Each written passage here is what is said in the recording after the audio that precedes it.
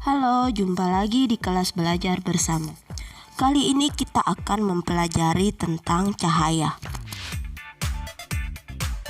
Kompetensi dasar dan tujuan pembelajaran kita kali ini dapat kalian baca pada gambar berikut.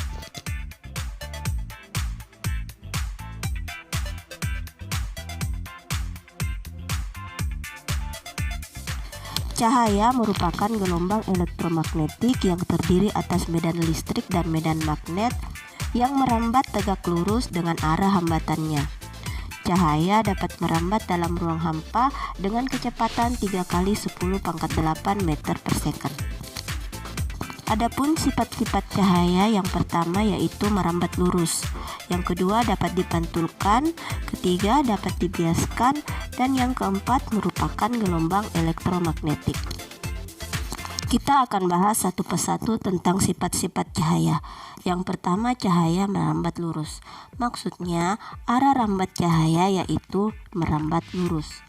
Pada saat kita berada di suatu ruangan, cahaya dari lampu akan menerangi ruangan tersebut dan merambat lurus dari sumbernya. Ketika ada sebuah penghalang yang menghalangi cahaya yang datang, maka akan terbentuk daerah gelap di tempat di mana cahaya terhalang. Hal ini menandakan bahwa cahaya merambat lurus. Yang kedua, pemantulan cahaya, yaitu pembalikan arah rambat gelombang cahaya setelah melewati bidang pantul. Dibagi dua, pemantulan teratur dan pemantulan baur atau difus. Pemantulan teratur terjadi apabila sinar sejajar ditunjukkan ke permukaan yang rata. Sinar itu akan dipantulkan dengan arah yang teratur. Sedangkan pemantulan baur atau difus terjadi apabila sinar sejajar ditunjukkan ke permukaan yang tidak rata. Sinar akan dipantulkan ke segala arah. Pemantulan ini sangat berguna di tempat-tempat yang tidak ada cahayanya. Sifat-sifat pemantulan berkas cahaya diselidiki oleh Wilbert Sinelius. Dari hasil penyelidikan ini dapat dihasilkan suatu hukum yang disebut hukum pemantulan Sinelius atau hukum 1 Sinelius.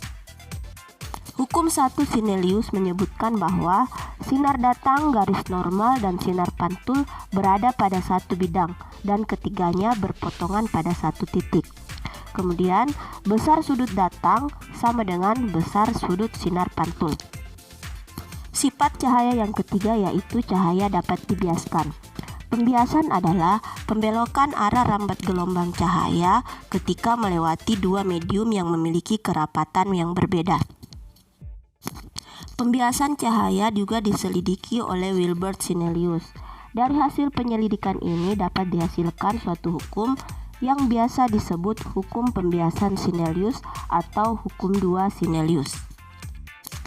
Hukum Sinelius 2 menyebutkan bahwa sinar datang dari medium kurang rapat menuju medium yang lebih rapat dibiaskan mendekati garis normal. Sebaliknya, sinar datang dari medium yang lebih rapat menuju medium yang kurang rapat menyebabkan pembiasan yang menjauhi garis normal. Seperti dapat kita lihat pada ilustrasi gambar 1, sinar yang datang dari medium yang kurang rapat seperti udara menuju medium yang lebih rapat seperti air akan dibiaskan mendekati garis normal. Sebaliknya pada gambar 2, sinar yang datang dari medium yang lebih rapat seperti air menuju medium yang kurang rapat seperti udara menyebabkan pembiasan akan menjauhi garis normal. Contoh dalam kehidupan sehari-hari ketika kita memasukkan sedotan ke dalam air. Sedotan dari medium yang kurang rapat yaitu udara menuju medium yang lebih rapat yaitu air, maka akan dibiaskan mendekati garis normal. Dan sedotan akan terlihat berpindah tempat seperti pada gambar. Begitu juga ketika seseorang akan menombak ikan. Ikan yang berada di dalam air juga mengalami fenomena yang sama.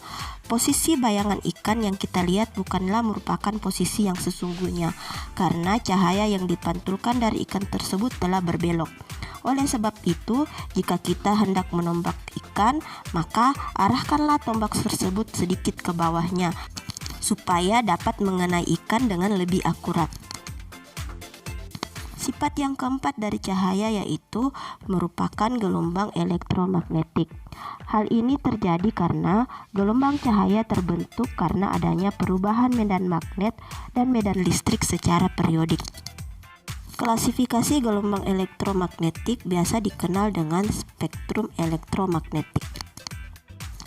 Sinar yang dapat dilihat oleh mata manusia adalah bagian yang sangat kecil dari spektrum elektromagnetik.